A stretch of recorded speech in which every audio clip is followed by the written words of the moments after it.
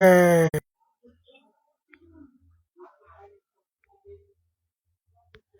ẹ jẹ́ ká máa dúpẹ́ lọ́wọ́ Elédùmarè. Orí wọn tí wọ́n rí i pé bàbá wa olóyè Sunday Igboho Àdìsá ọmọ Aládìíkún pé wọ́n gba òmìnira, tí wọ́n ń bínú, tí wọ́n ń sọ ìsọkúsọ lórí dídé tí bàbá wa olóyè Sunday Igboho tí wọ́n dé padà sí ilẹ̀ bàbá wọn. Wọn ò sọ̀rọ̀ lórí àwọn Miyetti Allah bóyá president of Miyetti Allah àtàwọn méjì míì ní Kwara tí wọ́n náwó nínú àwọn tí wọ́n ń jí èèyàn gbé. Nígbà tẹ́ rí pé àwọn Miyetti Allah yẹn, ibẹ̀ la máa ti mọ̀ pé àwa ọmọ Yorùbá yẹ ká múra. Àwọn ará bí ìṣẹ̀rù ti ń bà wọ́n pé gbogbo owó ransom táwọn ń gbà yìí, gbogbo ìwà ìbàjẹ́ táwọn ń wù yìí, ẹni tó máa bá wọn wí ó ti dé, òun ló tún ṣe bẹ̀rẹ̀ ọ̀tẹ̀. Ṣùgbọ́n ọ̀pọ̀lọpọ̀ Yorùbá àwọn yìí kan ta ní àsìkò ẹ jẹ́ bá a ṣe program ẹ bá a like ẹ̀. Àsìkò ilé ẹ̀ ká máa dúpẹ́ lọ́wọ́ olóyè Sunday Igboho Òòṣà Májàsọ́lá ọmọ Aládìíkún wípé wọ́n kú àtìlẹ́yìn gidi tí wọ́n ṣe fún wa ní ilẹ̀ Kóòtù Òjíire, torí wípé oore ọ̀fẹ́ tí a rí gbà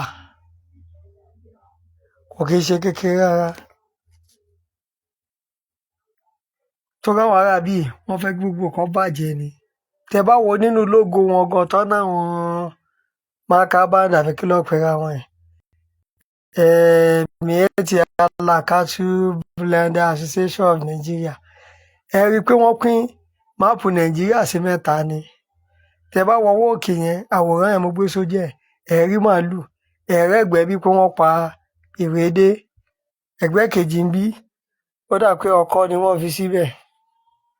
Pé ẹ̀yin tẹ́ wà níbi tó jẹ́ pé àwa ẹ̀yin Yorùbá yín kàwé, àwọn Ìgbò wọn Benue, àwọn màálù àwọn làwọn wà lókè làwọn máa hẹ́ẹ̀dì gbogbo wa.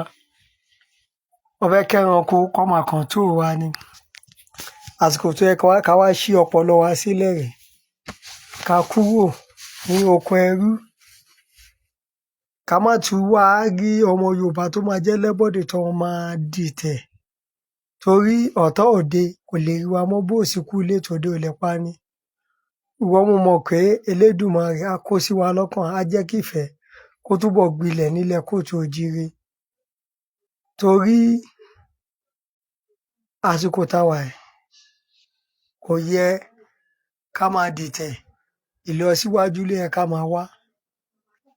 Bá a ṣe máa ṣoríire, bá a máa kúrò lóko ẹrú, òun ni ó yẹ ká máa wá.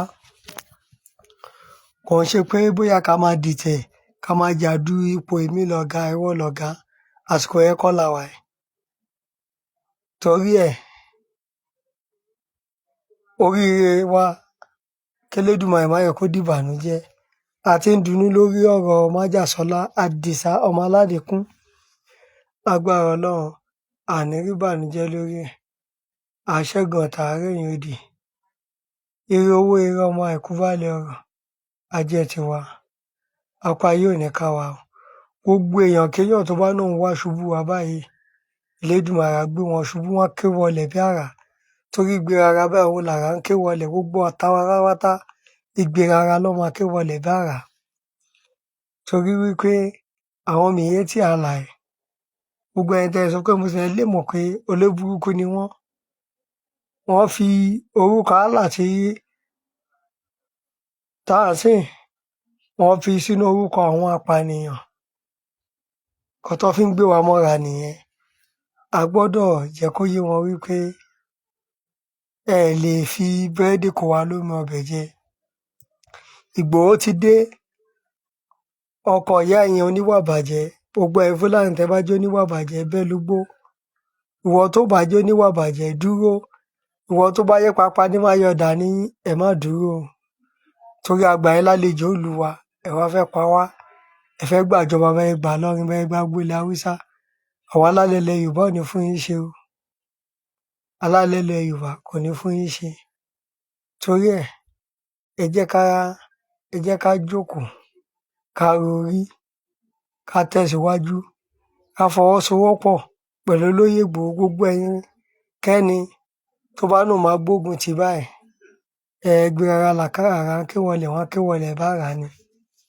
Torí ẹ̀ gbogbo yín, àwọn ọmọ Ìgbò tó dẹ̀ ń béèrè fún Tinúadé ká Ọlọ́run tó ṣe ti Ìgbòho, àṣẹ tiwọn náà ní rọ̀rùn. Torí ẹ̀ jẹ́ ká lo ìfẹ́ kan. Ìfẹ́ kan ni o, one love, òun ni kẹ́ jẹ́ ká lò. Àsìkò táwa ẹ̀kọ́ ń ṣàsìkò ìjà. Ẹ jẹ́ ká ṣọ̀pọ̀lọ wálẹ̀ tí wọ́n ní bó sì kú létò òde lè pa ní. Àgbájọwọ́ la fi ń sọ̀yà. Wọ́n ní bògiri ò lanu, aláǹgbá ò lè kó wọbẹ̀. Torí ẹ̀ má yẹ kó giri wá lanu, káwọn aláǹgbá má ba kó wọbẹ̀ o. Ọ̀rọ̀ díẹ̀ ó tó fọmọlúàbí tó bá dénú adódindi. Once again, Koiki Media bringing the world closer to your doorstep.